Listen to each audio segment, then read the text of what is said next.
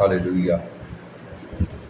धन्यवाद। Thank you Lord Jesus. Hallelujah. राला बाशिंदने के देवे नींतरन रे हो राहाला वैशिंदर डबले के देवे।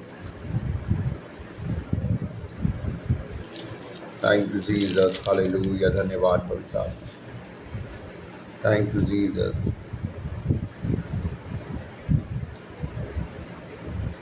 Thank you Jesus. हालेलुया। राला बाशिंदर देवे का नाम। पवित्र आत्मा जी, मैं तेरा धन्यवाद करता हूँ मेरे महान सामर्थी खुदा। पवित्र आत्मा जी, मैं आपका धन्यवाद करता हूँ इस समय के लिए। प्रभु, बहुत से ऐसे लोग हैं जिन्होंने आज का दिन नहीं देखा। प्रभु, बहुत से लोग हैं जो इस समय पिता परमेश्वर आज के वचन को सुनना चाहते थे, इस कलाम को सुनना चाहते थे, मीटिंगों को, आराधना को अटेंड करना चाहते थे, लेकिन वो नहीं कर पाए। वो इस दुनिया से गैरत कर गए। बहुत सारे ऐसे लोग थे जो प्रभु मनों को फिराना चाहते थे, पापों को छोड़ना चाहते थे, त्यागना चाहते थे, और प्रभु जी एक अच्छी ज़िंदगी को जीना चाहते थे परमेश्वर के भय में होकर, लेकिन प्रभु यीशु वो नहीं जी पाए।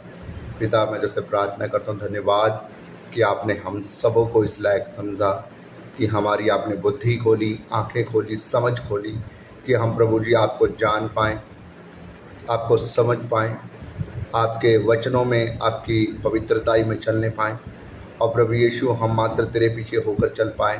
प्रभु जी, उसके लिए आपका धन्यवाद। प्रभु जी, ये आपका अनुग्रह है, ये आपकी दया है कि आप अपने लोगों पर दया करते हैं, आप अपने लोगों पर अनुग्रह करते हैं, आप अपने लोगों को संभाल कर रखते हैं, और आज हम जो कुछ हैं सब कुछ तेरी ओर से। प्रभु जी, मैं तेरा धन्यवाद करता हूँ। मैं प्रार्थना करता हूँ आज के समय के लिए। पिता परमेश्वर, आज जितने भी लोग प्रभु यीशु इस मीटिंग में प्रभु जी, या इस मीटिंग को बाद में देखने वाले हैं और सुनने वाले हैं, तेरा पवित्र आत्मा उनसे बात करे, उनके जीवनों में कार्य करे, उनकी मुश्किलों को हल करे, और तेरी पवित्र आत्मा प्रभु जी उनके जीवनों में बिग बड़े कामों को करे। ऐ मेरे खुदा, मैं तुझसे मांगता हूँ, तू अपने लोगों के जीवनों में कार्य कर। यीशु मसीह नासरी के नाम से मांग, आमीन। आइए हम एक छोटा सा गीत गाएंगे प्रभु यीशु मसीह की महिमा के लिए। स्तुति प्रशंसा हमारे प्रभु की, आदर और महिमा हमारे यीशु की। स्तुति प्रशंसा हमारे यीशु की, आदर और महिमा हमारे यीशु की। आओ मिलकर गाएं हम हालेलुया, आओ मिलकर गाएं हम हालेलुया। स्तुति प्रशंसा हमारे यीशु की, आदर और महिमा हमारे यीशु की है। स्तुति प्रशंसा हमारे यीशु की, आदर और महिमा हमारे यीशु की।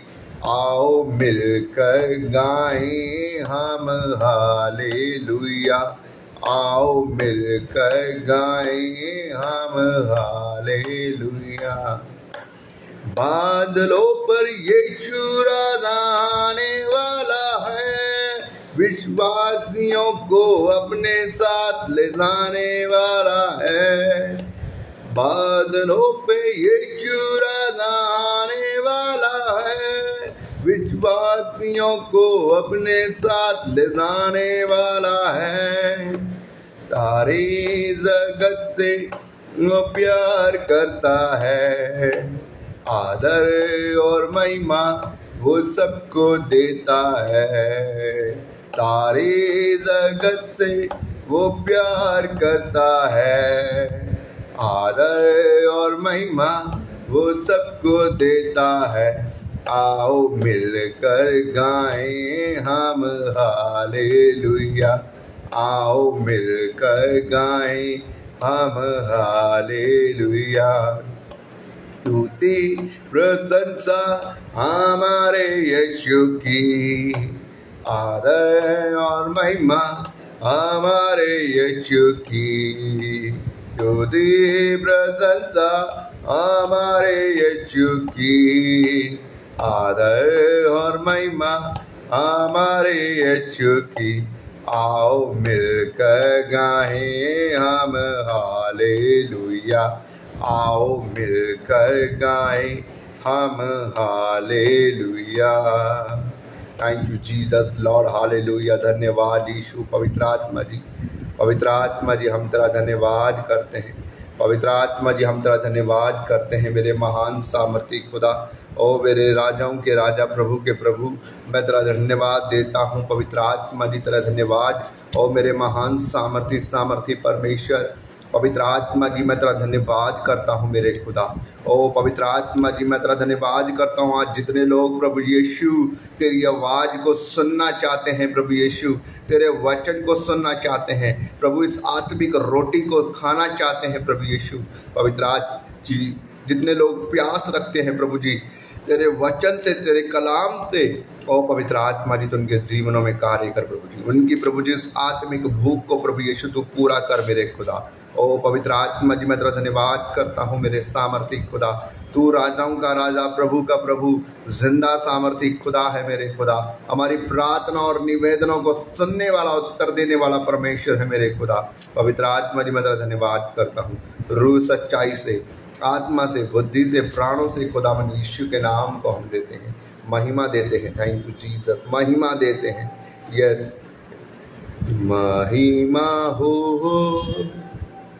प्रशंसा हो, आराधना हो सर्वदा।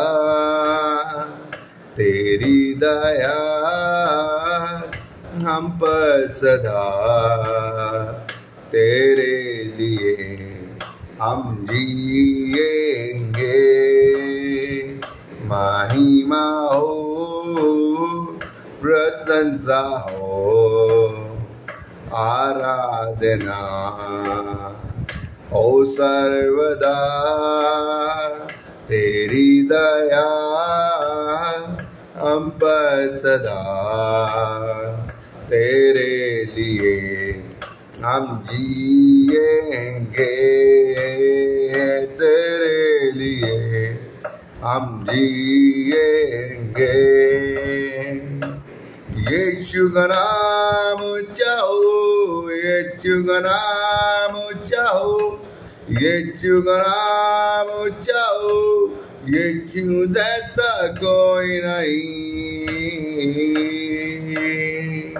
यहोवा का नाम चाहो, यहोवा का नाम चाहो, यहोवा का नाम चाहो, यहोवा जैसा कोई नहीं। महिमा हो, प्रशंसा हो, आराधना हो सर्वदा।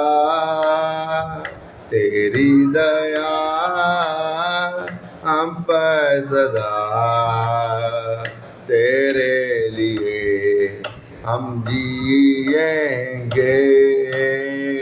तेरे लिए हम जिएंगे।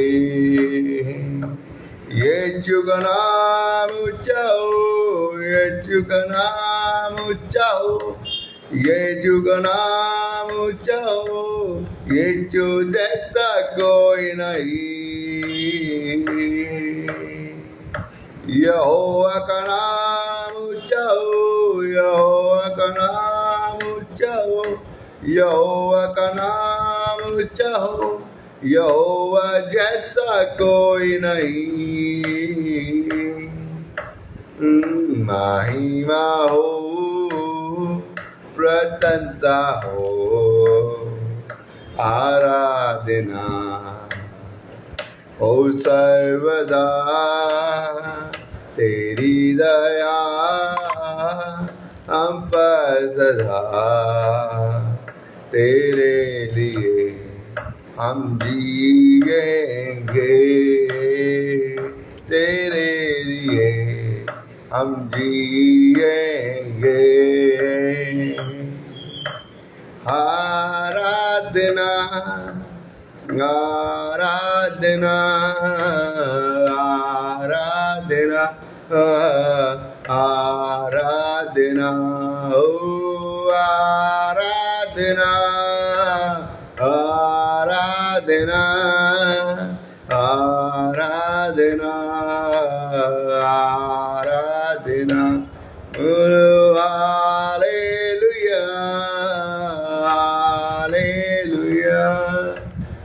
हालेलुया हालेलुया बोलो हालेलुया हालेलुया हालेलुया हालेलुया बोलो आराधना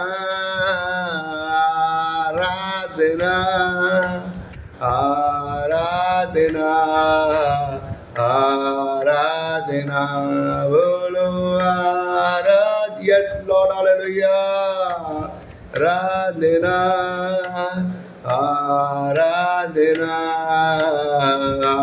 आराधना यीशु आराधना yes Lord आराधना आराधना आराधना धन्यवाद यीशु मेरे महान सामर्थ्य खुदावन पवित्र आत्मा जी तेरी आराधना तेरी आराधना तेरी आराधना यस लॉर्ड हालेलुया धन्यवाद यीशु ओ तेरी आराधना करते हैं मेरे खुदावंदा पवित्र आत्मा जी यस हालेलुया ओ तेरी आराधना तेरी आराधना तेरी आराधना मेरे खुदावन यीशु हालेलुया हालेलुया हालेलुया पवित्र आत्मा तेरे नाम को महिमा देते हैं आत्मा सच्चाई से तेरा धन्यवाद करते हैं यस हालेलुया ओ मेरे महान सामर्थ्य खुदा पवित्र आत्मा जी सेनाओं के यहोवा मेरे सामर्थ्य खुदा ओ अग्नि में सामर्थ्य खुदावन पवित्र आत्मा जी मैं तेरा धन्यवाद करता हूँ और मैं प्रार्थना करता हूँ प्रभु यीशु तेरा बड़ा अनुग्रह हमारे जीवन में होने पाए पवित्र आत्मा जी मैं तेरा धन्यवाद करता हूँ मेरे खुदा पवित्र आत्मा जी मैं तेरा धन्यवाद करता हूँ मेरे खुदा पवित्र आत्मा जी मैं तेरा धन्यवाद करता हूँ ऐ मेरे खुदा अपने धर्मी जन पे दया कर कृपा कर मेरे खुदा प्रभु जी हम आपके नाम की स्तुति करते हैं आपके नाम की बड़ाई करते हैं पिता आज हम जितनी आवाज़ सुनते रही प्रभु जी हमारे जीवन में शोभ न पड़ेगा अपने वचन से हमसे बात कर मेरे खुदा हम मांगते हैं खुदा मन यीशु के नाम आमीन प्रभु का धन्यवाद हो प्रभु की स्तुति हो ईश्वर को धन्यवाद प्रभु की महिमा हो थैंक यू जीसस मेरे भाइयों बहनों प्रभु का धन्यवाद कि परमेश्वर ने हम सबको संभाल के रखा और अपने धर्मी दाहिने हाथ में रखा बहुत सारे यकीनन मानिए बहुत सारे ऐसे लोग हैं जो आज इस वचन को सुनना चाहते थे लेकिन वो नहीं सुन पाए बहुत सारे लोग थे जो आज के दिन को देखना चाहते थे लेकिन नहीं देख पाए बहुत सारे लोग थे जो परमेश्वर की तारीफ करना चाहते थे लेकिन वो नहीं कर पाए क्यों क्योंकि शायद उनकी ज़िंदगी में समय नहीं दिया था परमेश्वर लेकिन मैं आपको बताना चाहता हूँ बहुत सौभाग्य की बात है ये हमारे लिए कि हम एक ऐसे ज़िंदा परमेश्वर को जानते हैं जो वाकई में ज़िंदा है जो सामर्थी है जो जयवंत है और जिसने पूरी कायनात को बनाया है जिसने पूरी सृष्टि को रचा है अपने शब्दों के द्वारा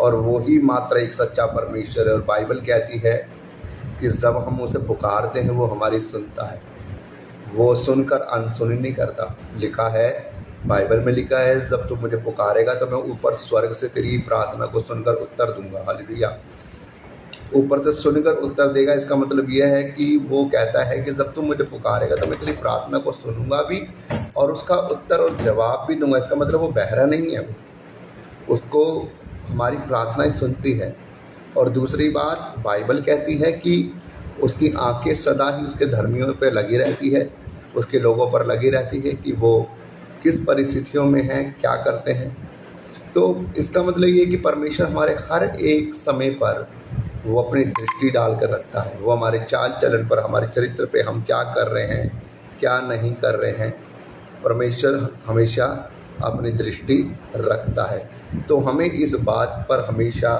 ध्यान रखना है कि हम ऐसा कोई काम ना करें अपने स्वभाव के द्वारा अपनी बातों के द्वारा अपनी आँखों के द्वारा अपने मन के द्वारा अपने चाल चलन के द्वारा जिससे हमारी आत्मा और हमारा शरीर अपवित्र हो क्योंकि परमेश्वर के वचन में लिखा है जब तेरी आँख तुझे ठोकर खिलाए तो उसे निकाल कर फेंक दे, और काणा होकर स्वर्ग के राज्य में प्रवेश कर। आप जानते हैं, मैंने ये वचन आपको पहले सिखाया हुआ है परमेश्वर की आत्मा की अगुवाई से।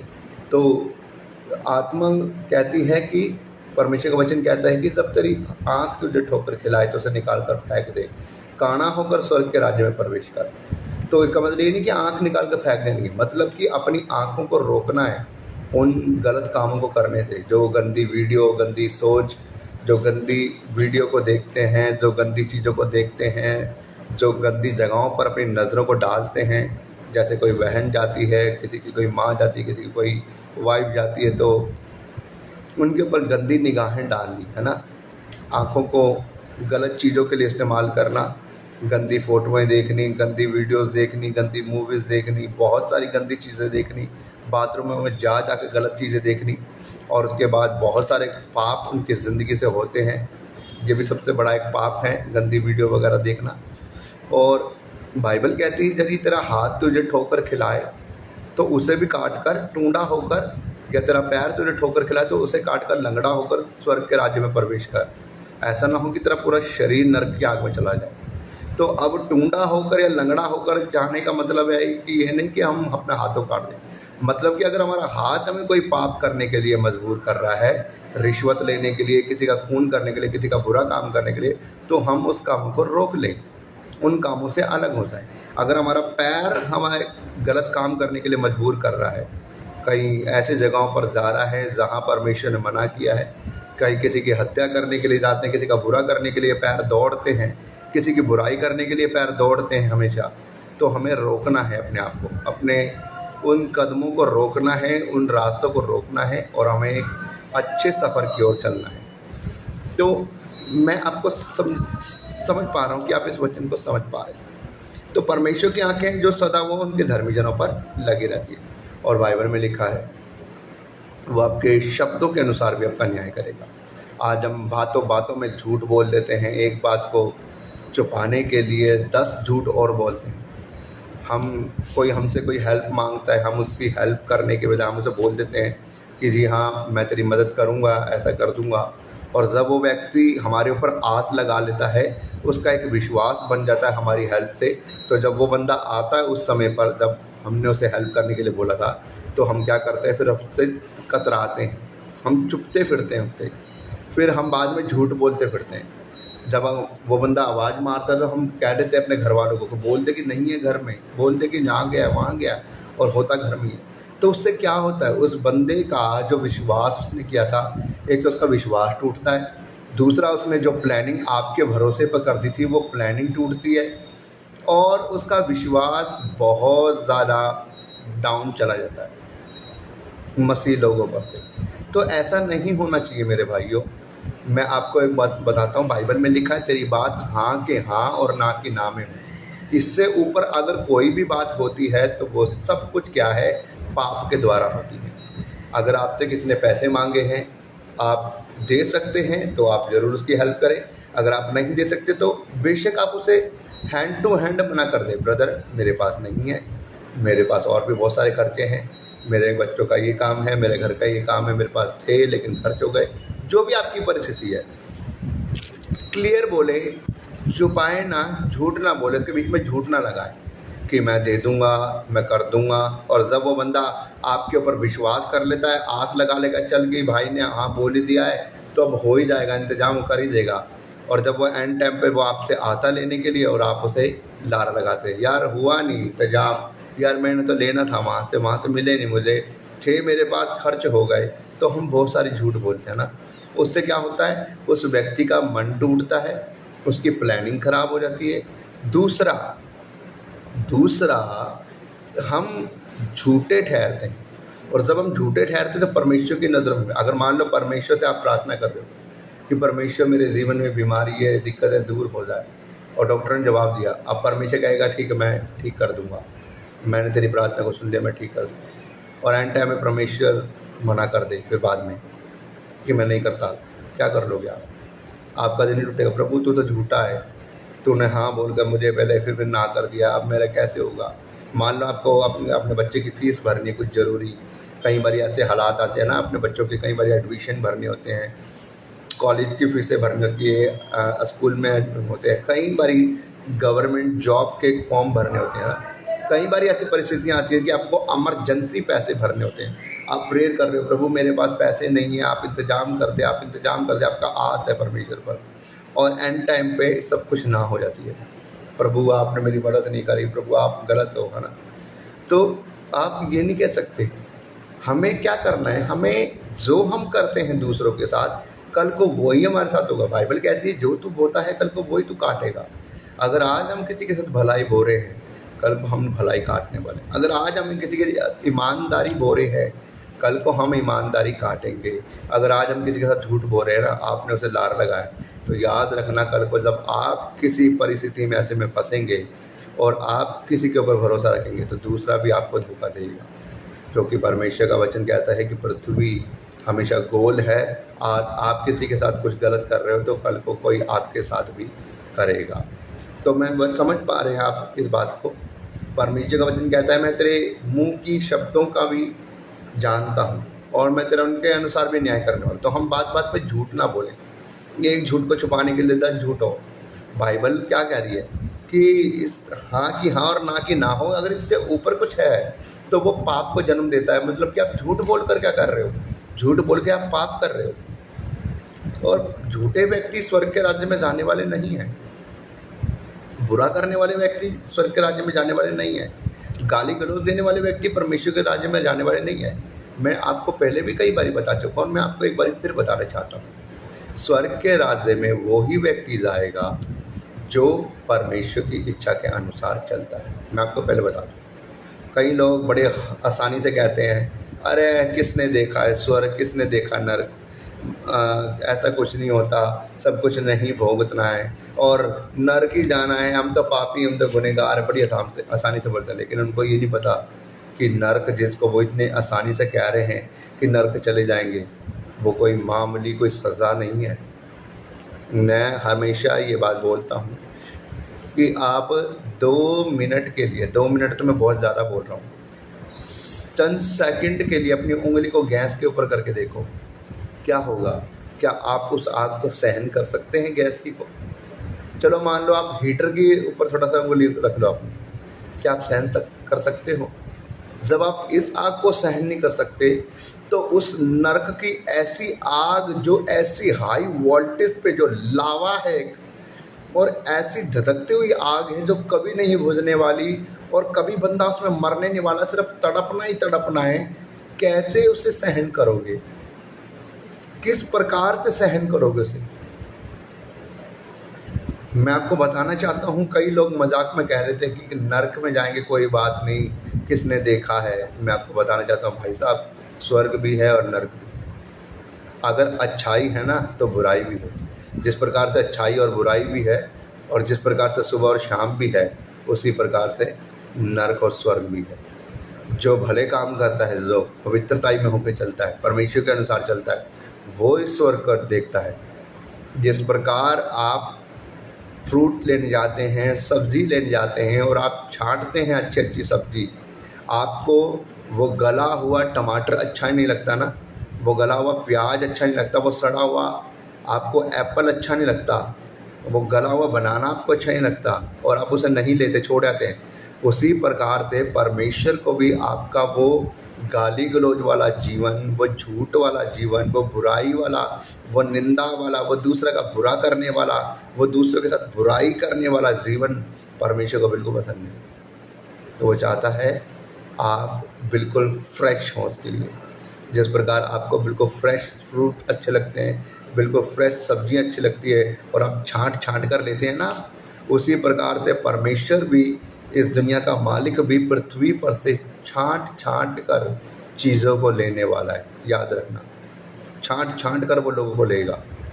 लिखा इसलिए तो बाइबल में लिखा है, बुलाए गए तो बहुत है लेकिन चुने गए बहुत कम हैं। बुलाए गए तो सभी हैं, परमेश्वर सबको कहता है मेरे भाई, मेरे बहन, मेरे बेटे, मेरी बेटी, आजा स्वर्ग के राज्य में आजा, मैं चाहता हूँ तो मन फिरा दे, मैं चाहता हूँ तो पापों को छोड़ दे। वो सबको बुला रहा है, लेकिन बहुत कम है वो लोग जो स्वर्ग के राज्य में जा पाएंगे। हालेलुया। तो मेरे भाई बहनों, मैं आपको समझाना चाहता हूँ, अपने बातों के द्वारा, अपने शब्दों के द्वारा, अपने देखने के द्वारा, अपने मन के द्वारा ऐसा कोई काम ना करें जिससे आप नरक की आग में जाएं। बहुत भयानक है वो आग, और स्वर्ग का राज्य बहुत आनंद भरा है। जितना आप अभी पृथ्वी के ऊपर इस शरीर में होकर दुख उठा लेंगे ना, दुख उठाते हुए भी परमेश्वर के साथ वफादार रहेंगे। प्रभु कोई बात नहीं, मेरे ऊपर कर्जा है, कोई बात नहीं, आज मेरे पास खाने के लिए नहीं है, कोई बात नहीं प्रभु, आज मेरे जीवन में दुख तकलीफ है, मैं तेरे पीछे बना रहूँगा। मैं जानता हूँ प्रभु, तू इस पृथ्वी पर मेरे को आनंद नहीं देगा, लेकिन उस स्वर्ग में मुझे आनंद देगा, तूने वायदा किया है। और याद करना मेरे भाई बहनों, विश्वास करना, ये मैं आपको लिख कर दे रहा हूँ। अगर आप परमेश्वर के साथ वफादार हैं, आपका मन इन संसार की चीज़ों पे नहीं है, इस संसार के भोग विलास में नहीं है, इस संसार के ये बंगला, गाड़ी, पैसा, शौहरत, इसके ऊपर अगर आपकी आंखें नहीं हैं, आपकी आंखें उस परमेश्वर के स्वर्ग के राज्य पर है, तो मैं कह रहा हूँ आप 100% स्वर्ग के राज्य को देखेंगे। अगर आप परमेश्वर के साथ वफादार है तो 100%। और वहाँ पर ना आपको रोना होगा, ना दांत पीसना होगा, ना वहाँ पर कर्जा होगा, ना वहाँ पे भूख होगी, ना वहाँ पे प्यास होगी। वहाँ पर सिर्फ एक ही प्रार्थना करनी है, वहाँ पे सिर्फ एक ही चीज़ करनी है, परमेश्वर के साथ रहकर उसकी महिमा, उसकी तारीफ, उसकी बड़ाई। इसलिए मैं कहता हूँ पृथ्वी के ऊपर हमारी प्रैक्टिस हो रही है। जब हम आराधना करते हैं, हमारी प्रैक्टिस होती है कि हमें स्वर्ग के राज्य में किस प्रकार से जाना है। लेकिन जिन लोगों का यहाँ पर आराधना में मन नहीं लगता, जिन लोगों का यहाँ पर प्रार्थना में मन नहीं लगता, जिन लोगों को पृथ्वी पर जो लोग प्रैक्टिस सही नहीं कर रहे, तो वो स्वर्ग में जाके क्या करेंगे? जब परमेश्वर देखता है कि जब पृथ्वी पर प्रैक्टिस सही नहीं कर रहे, तो इस स्वर्ग में क्या करेंगे? इसलिए फिर वो हमें छोड़ देता है। इसलिए मेरे भाई बहनों, ज़रूरत है समय निकालिए प्रार्थना करने का, समय निकालिए आराधना करने का, समय निकालिए जाएं अपने कमरे में, घुटनों पर आएँ, प्रार्थना करें, आराधना करें, गीत गाएं परमेश्वर के लिए। आप किसी मनुष्य को नहीं दिखा रहे हैं, आप परमेश्वर को दिखा रहे हैं। वो जो परमेश्वर गुप्त में, वो आपकी आराधना को स्वीकार करता है, वो आपकी प्रार्थना को स्वीकार करता है। वो आपको अपनी आत्मा से, अपने फलों से, पवित्र आत्मा के वरदानों से भरेगा, और आप देखेंगे अपने जीवनों में कार्य को, आप देख रहेंगे अपने जीवन में एक शांति को। मैं कह रहा हूँ गुप्त कमरे में जाकर आराधना करके तो देखो, गुप्त प्रार्थना करके तो देखो, आराधना करके तो देखो, वचन पढ़कर तो देखो कैसी शांति वो तुम्हें देगा। उसे पुकारो, जब उसे पुकारेगा वो सुनेगा, क्योंकि बाइबल में लिखा है जब तुम मुझे पुकारता है मैं सुनने वाला परमेश्वर हूँ। तो मेरे भाइयों बहनों, मैं विश्वास करता हूँ आप इस वचन को समझ पा रहे हैं। आप ऐसा कोई काम न करें जिससे आपका शरीर के द्वारा पाप हो और परमेश्वर को आपका जीवन पसंद ना आए, और फिर वो बाद में कह दे मैं तुझे नहीं जानता, मैं तुझे नहीं ले जा सकता। आप बाद में कह देंगे प्रभु जी मैंने तो बहुत दान बोया था, जा कर इधर भी दिया, उधर भी दिया, उधर भी दिया, बहुत गरीबों को कपड़े बांट दिए, बहुत लोगों को खाना खिला दिया, बहुत सारे लोगों के ऊपर मदद करी। प्रभु कह देगा मैं नहीं जानता। क्या तेरी आंखें पवित्र थी? क्या तेरा मन पवित्र था? क्या तेरी सोच पवित्र थी? क्या तूने ऐसा कोई काम किया जिसने तेरा मन के अंदर लालच ना हो? क्या तूने ये जितना भी काम किया बिना लालच के किया कि मुझे कोई प्रॉफिट ना हो? क्या तूने कभी मेरी आराधना करी? क्या तूने कभी मुझसे प्रार्थना करी? कभी बैठा कमरे में, कभी तूने मुझसे दुआ प्रार्थना करी? कभी तू मेरे उपवास में आया? कभी भी तू मेरे उपवास में नहीं आया, कभी भी तू मुझसे प्रार्थना करने, कभी तूने मेरे वचनों के अनुसार नहीं चला। लोगों को खिलाना सेवा नहीं है, लोगों को खिलाना ही खाली स्वर्ग के राज्य में आपको नहीं लेके जाएगा। लोगों को पैसा बांटना, लोगों के दुख तकलीफ में होकर, जब लोग बीमार होते, दुख में होते, तकलीफ में होते, आप उनको पैसों से हेल्प करते हैं, उनकी दवाई दारू दिलवाते हैं उनको, उससे आप स्वर्ग के राज्य में नहीं पहुंच जाएंगे। कई लोगों के मन में ये है अगर हम कबूतरों को खिलाते हैं, गायों को खिलाते हैं, कुत्तों को खिलाते हैं, हम स्वर्ग के राज्य में पहुंचेंगे। नहीं पहुंचेंगे मेरे भाई। जब तक आपका मेल मिलाप परमेश्वर के साथ सही नहीं है ना, आप कुछ भी नहीं कर सकते। हाँ, पहले परमेश्वर के साथ मेल मिलाप बनाएं, पहले परमेश्वर के साथ सही तरीके से चले, उसके बाद इंसान के साथ भी मेल मिलाप अच्छा बनाएं, जानवर के साथ भी अच्छा मेल मिलाप बनाएं। मैं कह रहा हूँ आपका जीवन स्वर्ग के राज्य में पहुँच जाएगा। हालेलुया। परमेश्वर को ग्रहण आएंगी आपके भेंटें, परमेश्वर को ग्रहण आएंगे आपके ये बलिदान, परमेश्वर को ग्रहण आएंगी आपकी ये जो आप सेवा कर रहे हैं। लेकिन जब आपने प्रभु को ही नाराज कर रखा है तो क्या फ़ायदा ये सेवा करने की, क्या फ़ायदा ये सब बलिदान चढ़ाने के, किसी काम के नहीं। लिखा है विश्वास बिना कर्म मरा हुआ है, विश्वास बिना कर्म मरा हुआ और अधूरा है। पहले परमेश्वर पर विश्वास करें, उसके बाद कर्म करें। जब आप परमेश्वर पर विश्वास करके उसके अनुसार वफादारी से चलकर फिर आप कर्म करें, वो आपके कर्म गिने जाएंगे। मेरे भाइयों बहनों, मैं विश्वास करता हूँ आप इस वचन को समझ पा रहे हैं। परमेश्वर आप सबको आशीष दे। God bless you all.